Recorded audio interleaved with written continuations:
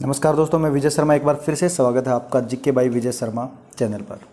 दोस्तों, हमारी हिस्ट्री की चैप्टर वाइज क्विज चल रही थी। इसमें हम वैदिक सभ्यता के 3 पार्ट देख चुके थे। आज हमारा होगा चौथा भाग।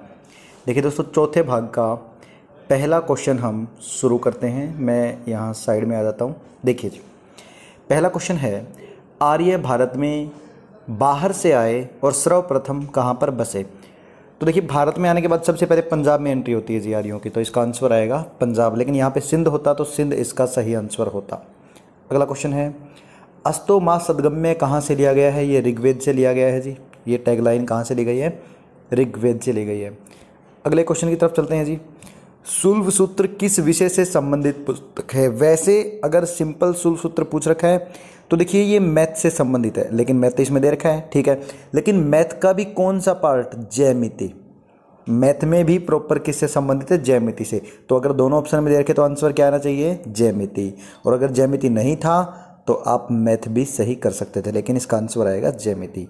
अगला क्वेश्चन है, किस देवता के लिए ऋग्वेद में पुरंदर शब्द का इस्तेमाल किया गया है? तो पुरंदर शब्द का इस्तेमाल इंद्र के लिए किया गया जी। इंद्र देवता को कहा गया था पुरंदर।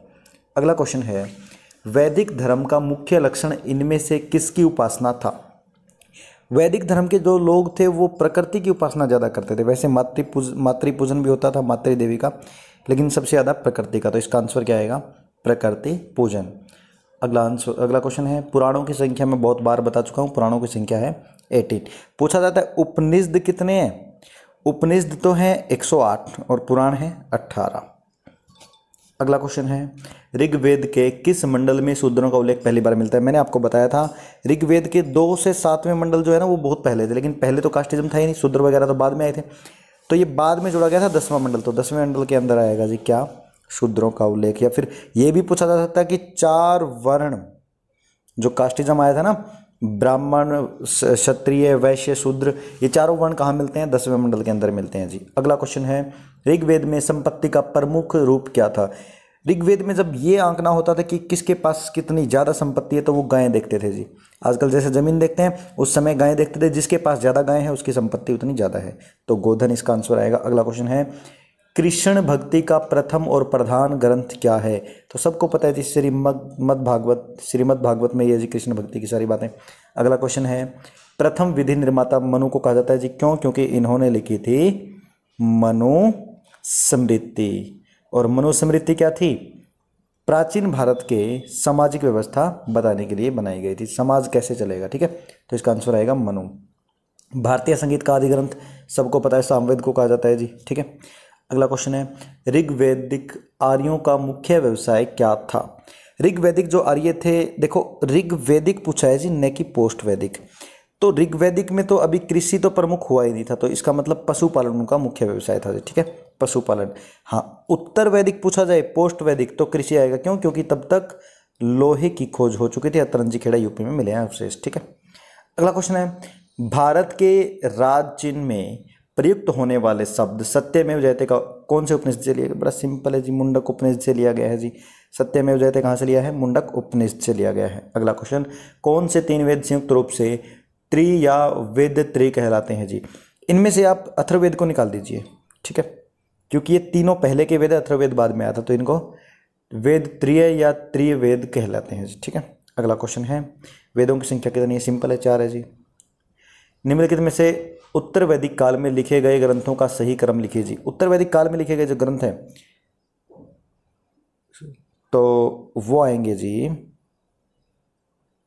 वेद, ब्राह्मण, आरण्यक, उपनिषद। ये पहला ही सही है, सही क्रम में लिख रखे हैं जी। पहले वेद आएगा, फिर ब्राह्मण ग्रंथ, फिर आरण्यक और फिर उपनिषद।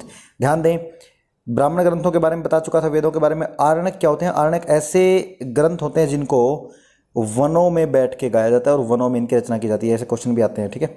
अगला क्वेश्चन है, किस वेद में प्राचीन वैदिक युग की संस्कृति के बारे में सूचना दी गई है? तो सबसे पुराना कौन सा है? ऋग्वेद है। अगला क्वेश्चन, वैदिक गणित का महत्वपूर्ण अंग है। 16 सूत्र पहले भी आ चुका, और गणित में पूछा जाए तो ज्यामिति।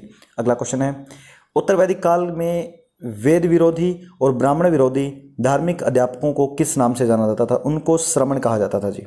जो वेदों की विरोध में थे, जो ब्राह्मण विरोधी थे उनको सवर्ण कहा जाता है। और ध्यान दें ये सब हुआ है उत्तर वैदिक काल में ही, ऋग्वैदिक काल में ऐसा कुछ नहीं था।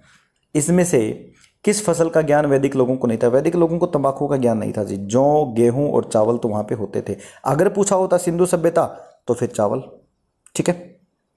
इसका मतलब क्या है, तंबाकू की खेती इन्हें नहीं आती थी। वैसे तंबाकू की सिखाई किसने फिर?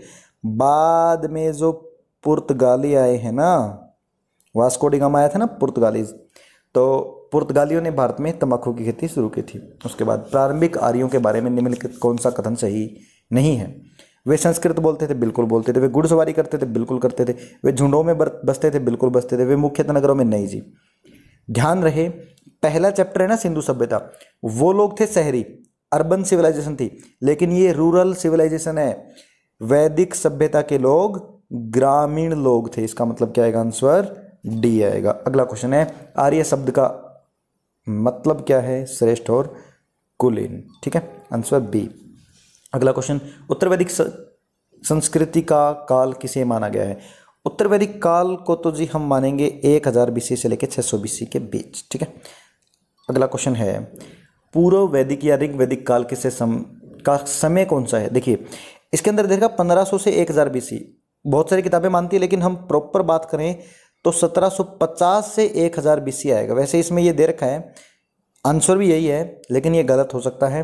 अगर आपको मिल जाए 1750 तो 1750 ही करेंगे। 1750 से 1000 BC और फिर 1000 BC से 600 BC, ठीक है। तो दोस्तों आज हमारा वैदिक सभ्यता पूरा हो गया। वैदिक सभ्यता में से किसी भी एग्जाम में, NTPC का हो, रेलवे का हो, दिल्ली पुलिस का हो, कोई भी एग्जाम हो, अगर क्वेश्चन आया एंशिएंट इंडिया में से और अगर वो क्वेश्चन हुआ वैदिक सभ्यता में से, तो इनमें से ही आपको मिल जाएगा। दोस्तों ये सीरीज मैंने इसीलिए शुरू की है ताकि एक एक चैप्टर के एक एक क्वेश्चन को हम लोग देख सकें, ठीक है।